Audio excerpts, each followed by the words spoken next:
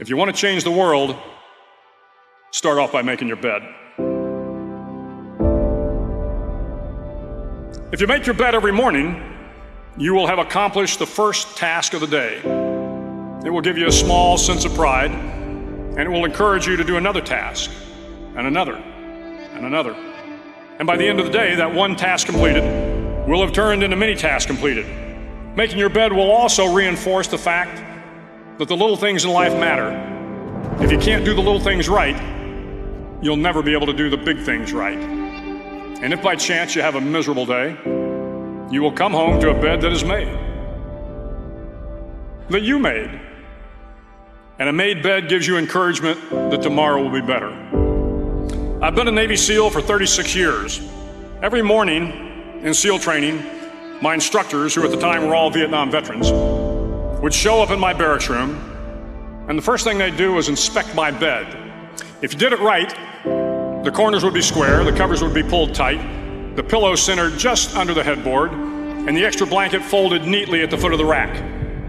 It was a simple task, mundane at best, but every morning we were required to make our bed to perfection.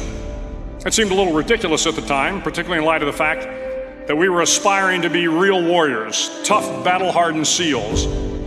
But the wisdom of this simple act has been proven to me many times over. It matters not whether you ever served a day in uniform. It matters not your gender, your ethnic or religious background, your orientation, or your social status. Our struggles in this world are similar, and the lessons to overcome those struggles and to move forward, changing ourselves and changing the world around us, will apply equally to all. If you think it's hard to change the lives of 10 people, change their lives forever, you're wrong. I saw it happen every day in Iraq and Afghanistan. But changing the world can happen anywhere, and anyone can do it. So what starts here can indeed change the world. You will likely fail often. It will be painful. It will be discouraging. At times, it will test you to your very core.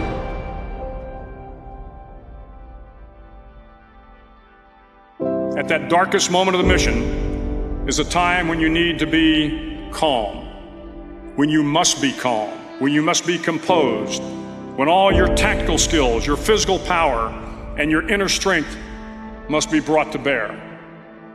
If you want to change the world, you must be your very best in the darkest moments. If I have learned anything in my time traveling the world, it is the power of hope. The power of one person, a Washington, a Lincoln, King, Mandela, and even a young girl from Pakistan, Malala. One person can change the world by giving people hope. Start each day with a task completed. Find someone to help you through life. Respect everyone. Know that life is not fair and that you will fail often. But if you take some risks, step up when the times are the toughest, face down the bullies, lift up the downtrodden, and never ever give up. If you do these things, the next generation and the generations that follow will live in a world far better than the one we have today. And what started here will indeed have changed the world for the better. Finally, in SEAL training, there's a bell.